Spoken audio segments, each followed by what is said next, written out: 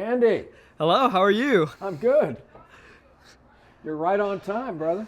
Perfect. Come in the house. Love the Halloween decorations. I can't take credit for that. It looks beautiful My regardless. wife gets all the credit for that. Come on in. All right, so are you ready for your 73 questions? 72. Sure. How about 75? Make it an even.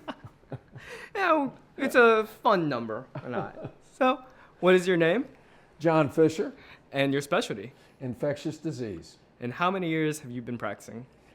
I've been practicing. You want to include my residency, or do you want to from the time I was board certified? Board certified. Board certified in 77. Okay. And where did you go to undergrad? I went to the University of Notre Dame, Notre Dame. Fighting Irish, And medical school. and Medical College of Virginia. That's what it was called then, but now it combined with the local college in Richmond, Virginia, Richmond Polytechnic Institute, and it all became VCU, Virginia Commonwealth University. All right. Did you take any gap years before going to medical school? Take any what? I'm sorry? Gap years. Like, did you go straight from undergrad into medical school? Straight from undergrad into no gap years. I didn't hear what you said. Yeah, no problem. So, no, it's been a bit, but do you remember what was your favorite part of medical school? My favorite part of medical school? I think once I got to the wards and started trying to help take care of patients, those were my best times. Looking forward to it Yeah. very soon. So, what specialty did you think you were going to go into on your first day of med school? Pediatrics. Pediatrics. Now, what changed your mind about that specialty? Well, I was a camp counselor for about 6 years at a boys' camp and taught all the swimming, and I loved the kids. And I was also, in the summertime, one of the older kids, sort of looking after the younger kids. And my uncle was a pediatrician, and so that kind of inspired me to be a pediatrician. All those things came together. Now, what changed your mind then? Well, I started my internship in straight pediatrics, and I loved the kids, and I learned a tremendous amount. But I had one of these every other night on call internships. And the old adage was, the only thing wrong with every other night call is that you miss half the workups. Anyway, so I'm not sure, that kind of wore on me. 8 of my 12 months of internship were every other night on call. And then, so that was difficult. And I did love most of the parents. Most of them were very good, but you know, every once in a while you get a parent you feel like you're on the defensive. And so I remembered back to medical school, and I had loved internal medicine as well. And I had thought about getting both an internal medicine residency and a pediatric residency and kind of getting my boards in both. But I just made the decision that internal medicine is probably where I belong. So I switched to internal medicine the next year at the University of Cincinnati, and I haven't looked back from internal medicine since then. Awesome. Now, were there any specialties from the gate you said immediately, not for me, I don't want to do? You know, I didn't really care for orthopedics that much. Maybe it's because I was afraid of all the weights and the pulleys and the casting and things like that. I didn't care for it. It's probably not fair, but I didn't care for that rotation. I'm trying to think what other rotations I ruled out. I didn't really rule out any others.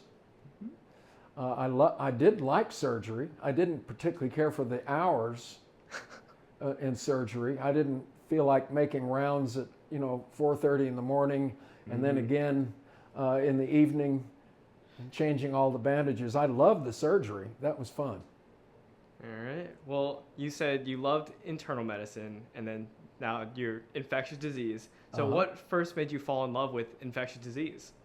Well, to be honest with you, I actually backed into infectious disease. I love microscope work, and I since I had an internship in pediatrics, that put me 1 year behind eligibility to sit for my internal medicine boards.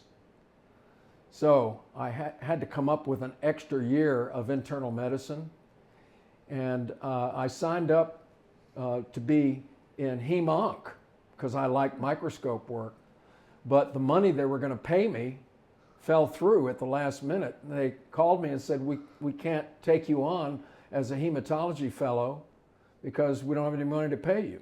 So that sent me scrambling and thinking what else I liked, and I did love microscope work. So I went to the chief of infectious diseases and told him my sad story that my money had fallen through. I said, is there any chance I could be an infectious disease fellow? And he said, well, let me check up on you. And so he checked up on me. A couple of days later, he called me up and said, we'll take you. So I sort of backed into infectious disease. And I kind of think probably the man upstairs wanted me to be an ID doc. So that's how I ended up.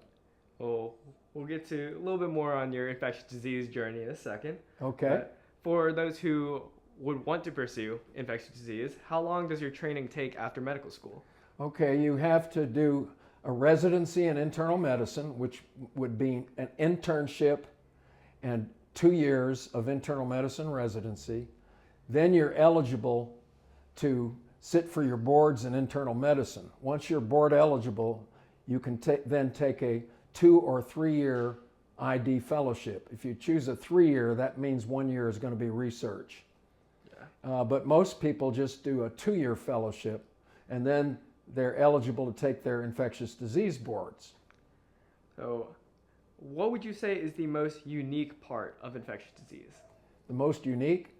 I think it's the Sherlock Holmes of medicine, where you have simple tools, you have your ability to take a history, to do a physical exam, and you've got to know how to examine most parts of the body pretty well as an ID doc. And then you got a microscope, and last but not least, you've got your brain to try to figure out what's wrong with Mrs. Smith or Mr. Jones. And you know, they've got fever and nobody can figure it out, for example. So that's the kind of thing that ID docs do. Okay, so speaking of that, to elaborate, what does an average day look like for an ID doc? An average day? Well, it depends on whether you have clinic that day, or if you're an academic medicine like I was, you know, you're not on call every month. You know, you have a couple of months where you're on call, and then a couple of months where you're supposed to be doing scholarly kind of work toward publishing. And then, sorry, my dog barking in the background. But if you're in private practice, you probably see some patients in the office, and then you go make rounds after you've done that, and you're making rounds on patients for the patients of doctors who asked you to consult on their patients. So you're doing consult kind of rounds. Okay, so I always let physicians try to sell their specialty like a car salesman. So why should a student Do you want to go out back? Sure, it's a Okay. beautiful day outside. Sorry, Maggie. Maggie wants to be interviewed also. It is actually kind of pleasant out. Definitely. Georgia is starting to feel fallish. It is. All right. So What was that last question? So why should someone choose infectious disease? Okay. Well, as I said, if you like trying to figure out what the diagnosis is, that's a good specialty for you, because every patient is a puzzle, and not all patients are the same, and they have different ways of giving you a history, and so you've got to try to get to the bottom of what's going on. You need to know where they've been, what their profession is, have they traveled, those kind of things. You got to kind of put all the pieces together. So, on the other side, why should someone not choose infectious disease? Well, it's not particularly a lucrative specialty. Like, for example, if you're a gastroenterologist and you're doing procedures, you may do a procedure that takes you a half an hour and you just made $2,000 for it. Whereas infectious disease is a cognitive kind of specialty, and you may spend 2 hours with one patient trying to come up with the diagnosis, and probably the most you could charge would be $200 for 2 hours work, something like that.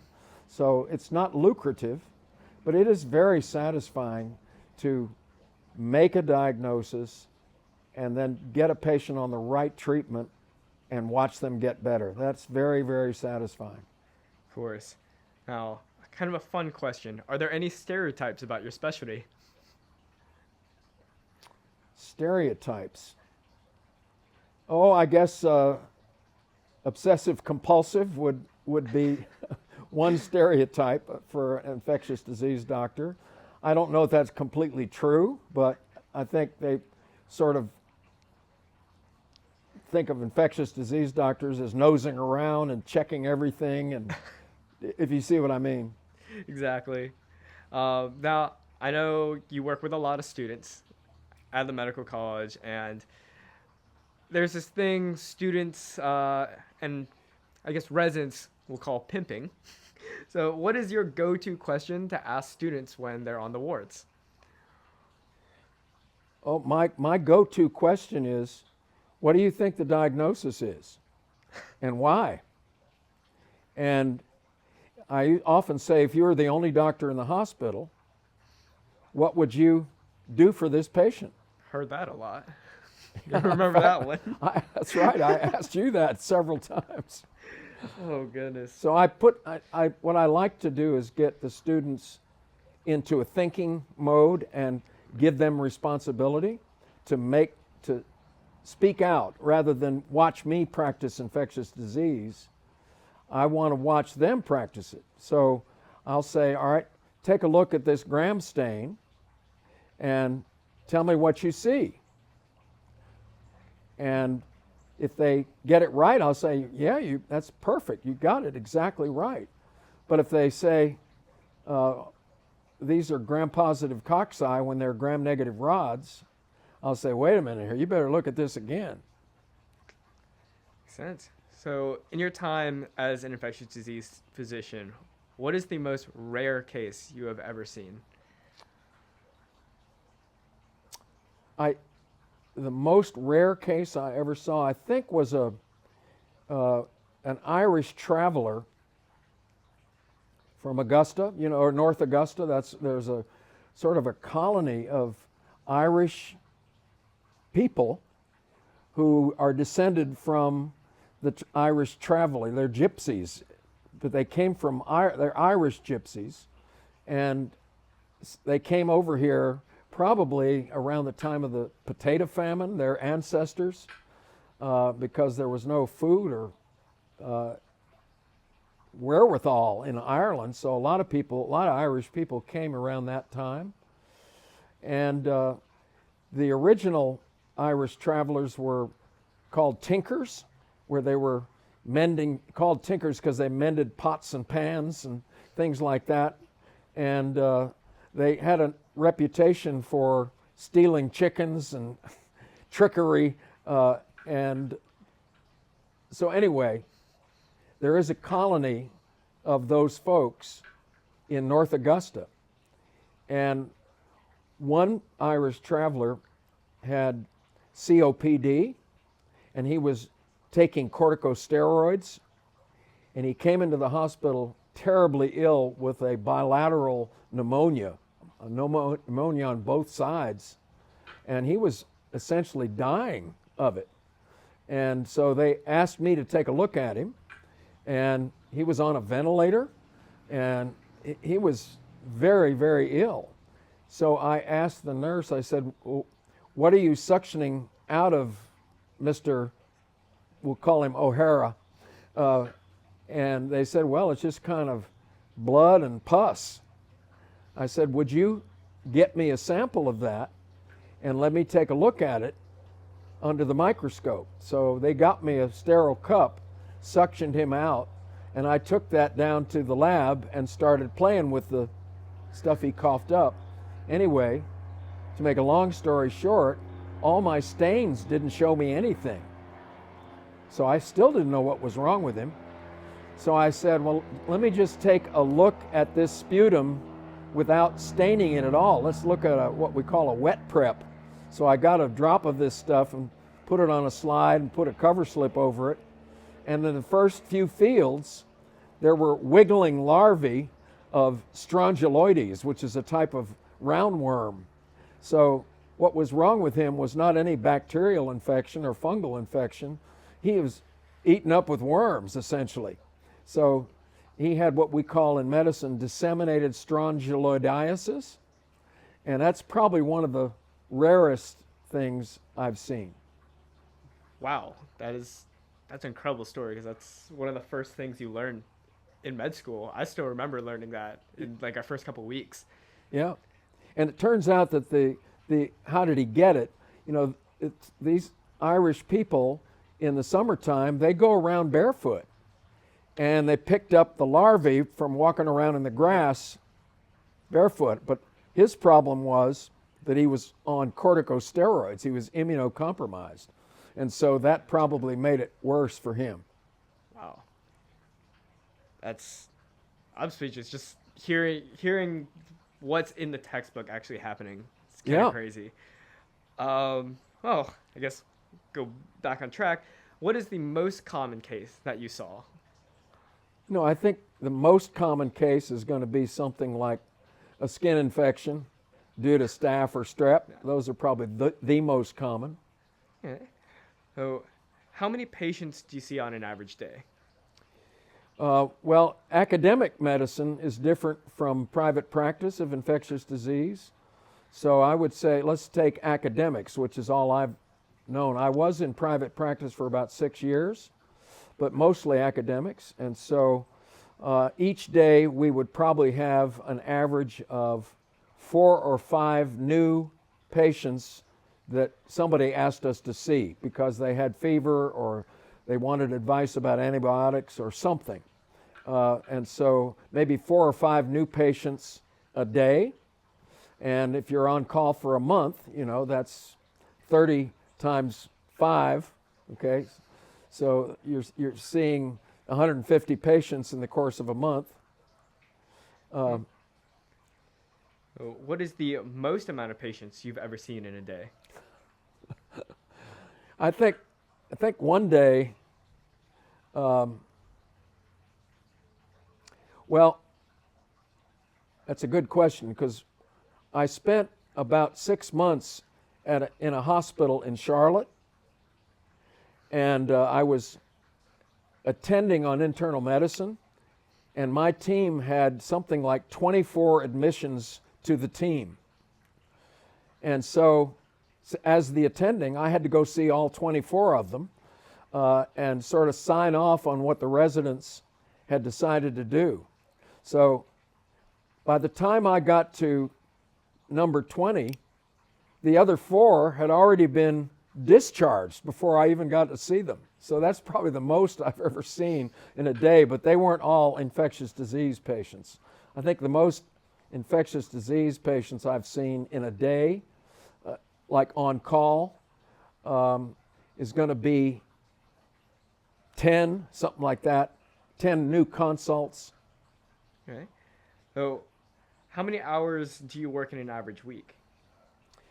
Well, as you know, I am semi-retired. Mm-hmm. So I get a half day salary, 5 days a week. But I've managed to extend it into a full day because I love to write and things like that. But so an average day, I'm probably going to work 60 hours a week if that's what you're getting at. Okay. So, what time do you normally wake up? I get up at 4 a.m. every day. Goodness. So, how many hours of sleep are you typically working on?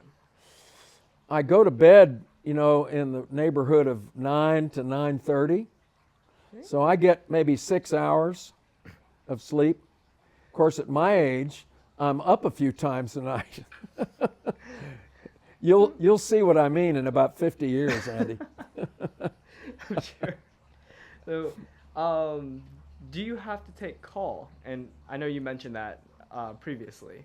No, not anymore. When I turned 70 in 2013, I retired from seeing patients and being on call, and so they rehired me to teach you guys.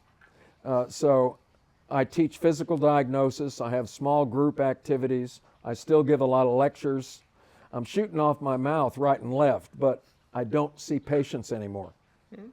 So, how many, or do you have to take call when you were working as an infectious Absolutely. disease? Yeah, I had to take my share of call, and we rotated it. We maybe had 5 infectious disease doctors, and so your time, but you had to cover internal medicine and infectious disease. So you were on one or the other about probably every couple of months. Okay. So, how long, when you worked as infectious disease physician, did it take for you to chart at the end of the day? Well, Because I'm sure your workups are pretty extensive. Each patient is probably takes about 2 hours to evaluate and get a note written. That would be an average, I would say. If I'm doing it by myself, I can do it maybe a little faster than that, maybe an hour, hour and a half. But if I've got students and residents and I want them to learn something, I've got to say, well, what do you think the diagnosis is? Let's go take a look at the microscope. We have to involve them. As I said, I don't want to have them just watch me practice infectious disease. That's no learning. Hey. Who are you most thankful for on your care team? On my care team? Well, I mean, when I was yes. actually seeing patients? Yes. I guess it would be the infectious disease fellows who would tell me how many new patients we had to see, give me an idea of what the day was going to look like. So that whoever happened to be the ID fellow on that month would be my go-to person. Okay. And now, this might open up the floodgates, but what is your favorite patient story that you've encountered? My favorite patient story? Yes. Well, that patient with the strongyloidiasis is one of them. But I've had some other ones. I think one of them was a woman who also was immunocompromised, and she came in with a cough. And of course, the doctors taking care of her had sent sputum down to the lab to be stained, and they cultured it and everything like that. And the laboratory had reported that there were no organisms seen on the gram stain. And they asked me to see her, and she had a lung abscess. And I said, I can't believe there wouldn't be some kind of organism that you could see on a gram stain or something. So I said, let me go take a look down in the micro lab and look at the smear myself. The one they said was, quotes, negative. And so, and it's really unfair to do this because the micro lab, those technicians process hundreds of smears in a day, and they have maybe a minute to look at a gram stain. But they didn't have 15 minutes, which I had, to look at the same gram stain. So their report said no organism seen, and when I started looking, I saw what they meant. You couldn't find very many organisms at all. I didn't see any, but I stumbled on a filamentous organism that looked to me kind of like nocardia. It was for those who know some medicine, it was a beaded gram-positive filamentous bacterium. And so I had the head lab technician come over and take a look at that. And I said, you know, I think this is nocardia. And I think we ought to change the report because these organisms are here. And I found several more examples. And so we ended up getting the patient on the proper therapy. And so it's kind of one of those stories, Andy. Even a blind squirrel stumbles on an acorn every once in a while. And I was the blind squirrel. And I was able to make that diagnosis. That's one of my favorite patient stories. There's some others, but. What is the most common medical advice you give to your patients? I think it's to encourage, it has to do primarily with HIV patients. You know, back when we started, there was not good medicine we could give them that would help them. But once good medication came that could control the virus, it was being a coach, encouraging them to take their medicine and explaining to them how HIV was trying to attack their immune system. And once they understood what HIV was doing to their immune system, sort of coaching them into believing that taking their medicine would work. I guess that would be it. Oh, what is the most common drug you prescribed? The most common drug I prescribed? Well, if you're talking about clinic, it would be one of the HIV medicines. If you're talking about being on the consult service and looking at patients with fever, you know, I think one of them would be vancomycin. That would be one of the common ones. And another one would be piperacillin tazobactam, you know, broad spectrum therapy. And another one would be amphotericin B, which is an antifungal. All the memories of your foundations lectures are streaming back to me. They're haunting your dreams. I wouldn't say haunting. I need it. Now, this is, I think, my personal favorite question to ask you. Yeah. Because I know you're incredibly passionate about the art of medicine, as you'd say. And you've been doing this for a while. You even mentioned multiple times that you've been able to stretch half days into full days because you love doing it so much. So what is the secret to loving practicing medicine for as long as you have?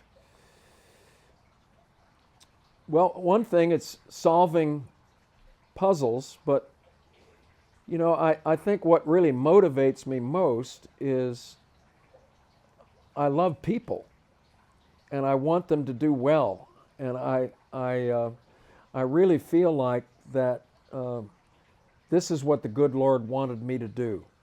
I think this is God's work, and I feel like I want to make Him proud of me. It has to do with loving your fellow person. Great answer. So now to kind of transition a little bit, we've talked a lot about your life as a physician, clinician. So how about your life when you're not in the hospital? So what is your favorite thing to do when you're not working? Well, my favorite thing to do is to be around my kids and grandchildren. That's my favorite thing to do. But if I'm left to my own devices, my favorite thing to do, and there's nobody around, is go play golf. I love golf. You mentioned you have kids and grandchildren, so how many? Well, we have 6 children, 3 boys and 3 girls. We started out with identical twin girls. Wow. And yeah, ding and dong. They're really great gals, but and so we have 6 children and 12 grandchildren and 1 on the way. Congratulations. That's Oh, my sweet daughter. She Who- is due. with your family ever expanding, does your family ever ask you for random medical advice?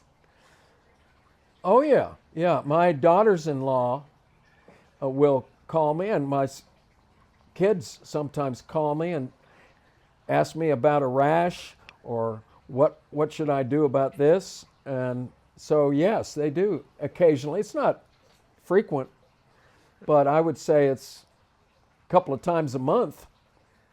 What's the weirdest question a family or friend has ever asked you? A family or friend? Yes. The weirdest question? I have to think about that for there's not a weird question that comes up. Well, I guess as an infectious disease doc, you see all the crazy and weird. So I guess weird might be a different standard for you. Uh, it may have had to do with just recently somebody asked me if I thought the Pope should allow President Biden to receive Holy Communion. That was one of the weird questions. And I sort of dodged that question a little bit. I hate the politics Yeah. of the present era. I don't like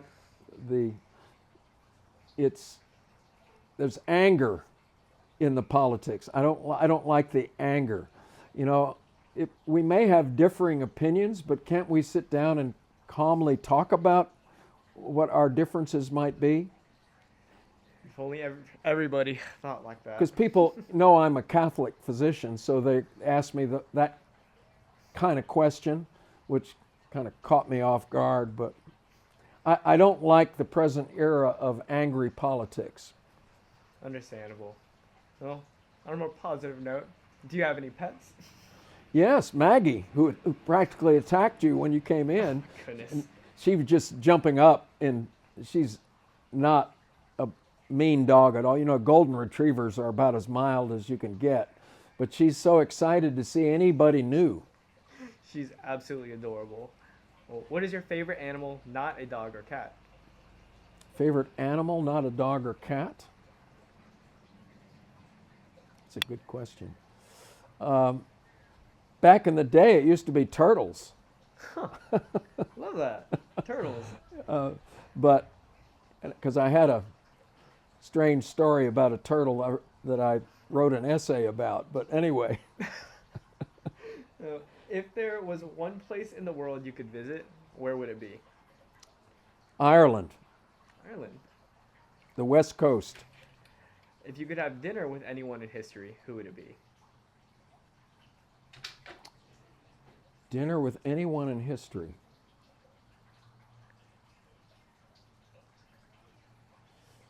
I think I would want to have dinner with Jesus of Nazareth. Great answer. And what would you guys be eating at that dinner? We probably would there'd be bread and fish, most likely, like cooked fish and bread. Oh, what is your favorite dish to eat? My favorite dish?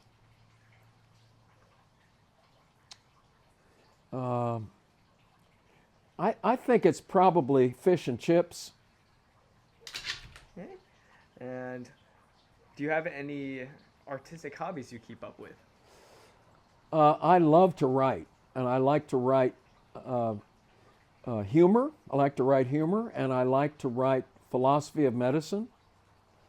And I'm starting to write a play.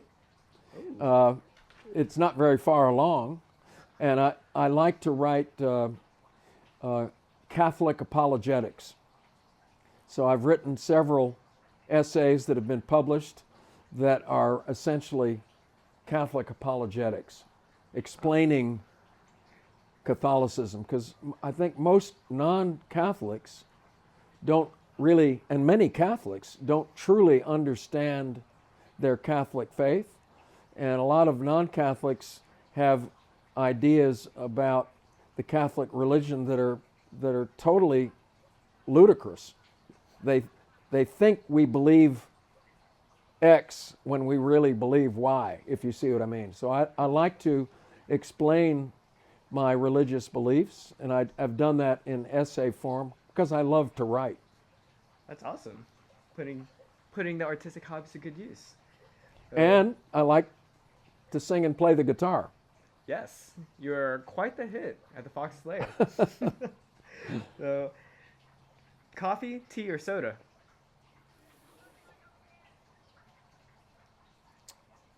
If you mean soda like Coca-Cola, if that's what you Yes. mean by a soda, I love Coca-Cola, but I don't drink much of it.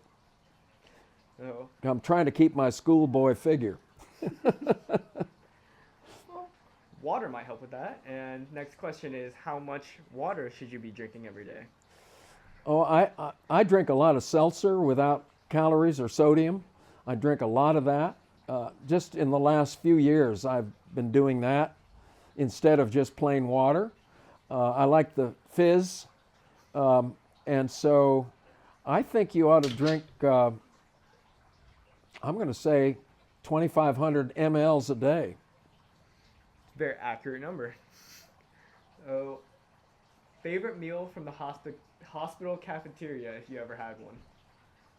I think my favorite meal from the hospital cafeteria would be grilled cheese sandwich. Classic. So, one random task you'd say you're really good at? Random task? Yes.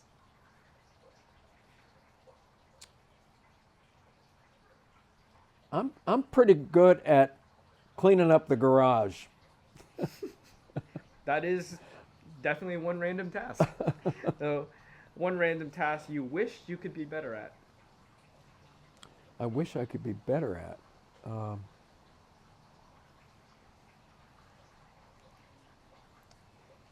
I'll have to hold that thought. Could be anything. I guess being more facile with the TV remote. That, again, is one random task. So, what is the lowest golf score you've ever shot? I have shot my lowest round is 75. And I just shot my age a couple of times this year. One lower actually than my age. Impressive. And what is your favorite golf course? The Augusta National.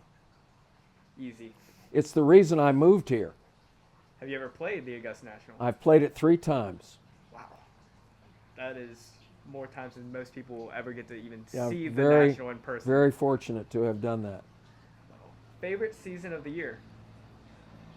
July 8th at noon. Very specific. What is your favorite music artist? Because I like heat. I like it hot and humid. And they said you live in the right place if you like it hot and humid. Say you were one of very few people that would say that. So what was your favorite music artist? My favorite music artist, sort of as a young adult, might have been James Taylor. Then folk music would be the Kingston Trio, that you may not remember at all, but they were at the top of the pop charts when I was your age, and a blind guitarist by the name of Doc Watson. Excellent choices. Now, what is the best way that you relax after a long day?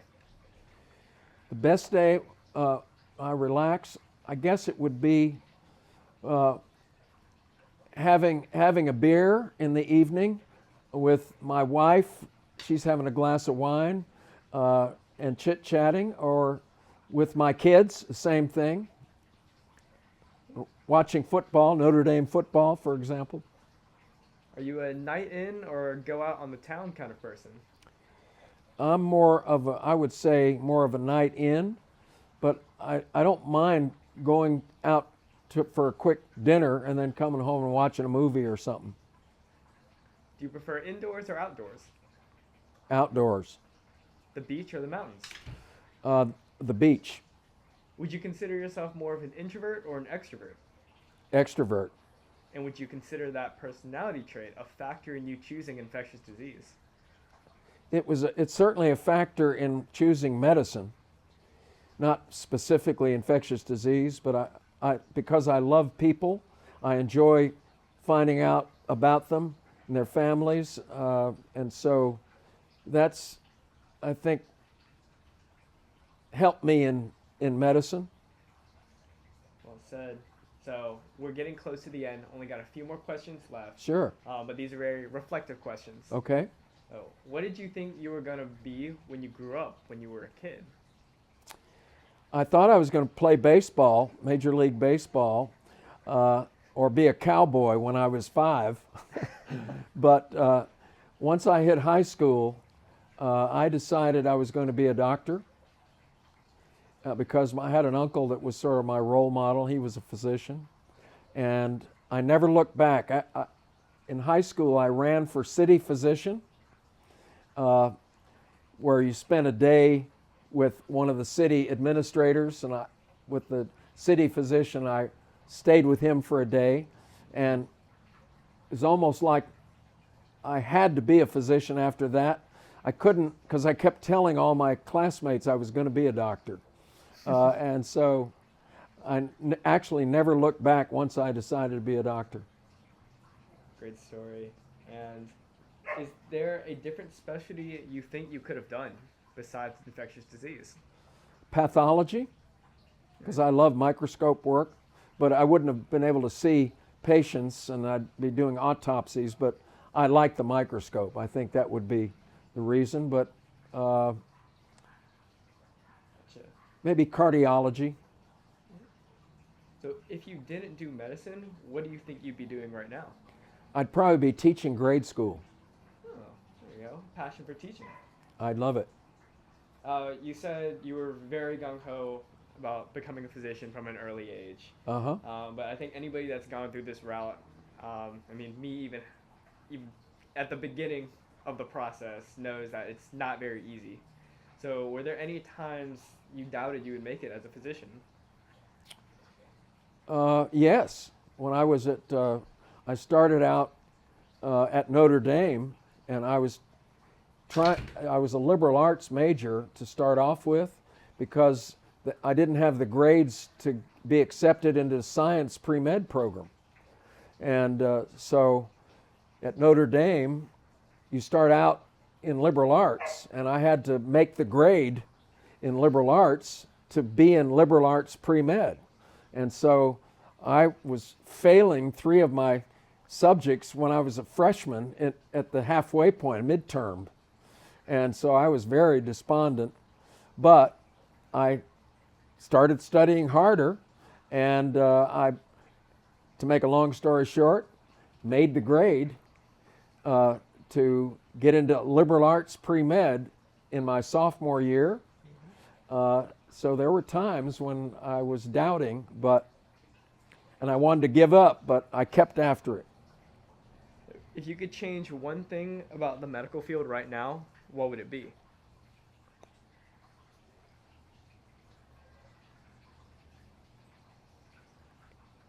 I think I would make the electronic medical record not so tedious. Agreed.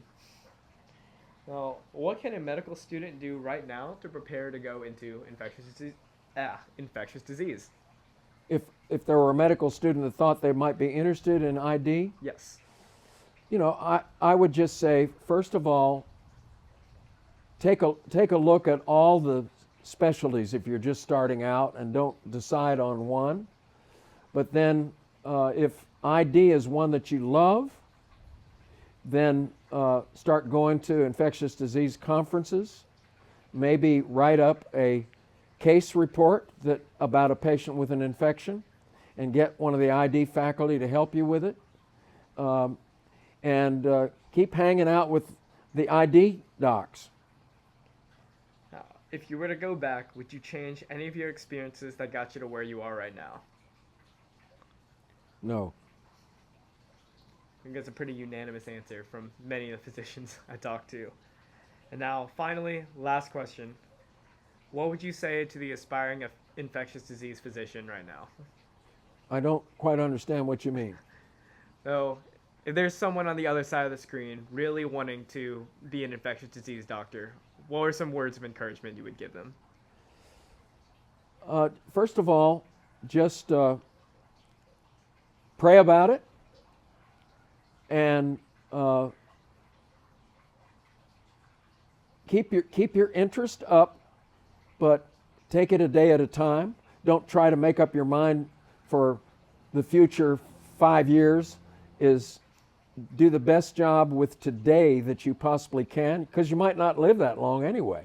So make each day count, and so you can look back and say to yourself, you know, I did a pretty decent job today. If I wake up tomorrow, I'll do some more of the same. But so in other words, don't have too many long-term goals. As it says in Scripture, sufficient for the day is the evil therein. And so do the best job you can with today and let tomorrow take care of itself. Great words. And that is all I have for you, Dr. Fisher. Thank you, Andy. Thank you for sharing your stories. And I know many people in my med school class absolutely love you. You were chosen as a speaker for the class of 2021 hooding ceremony over, I'm pretty sure, the U.S. Surgeon General. That may have been a rumor. I don't know if you can confirm or deny. But You know, I have somebody fooled. That's basically what we're talking about. well, you've given a ton of great advice and wonderful stories to MCG students, and I know you'll do the same to whoever's watching. So thank you so much. Thank you.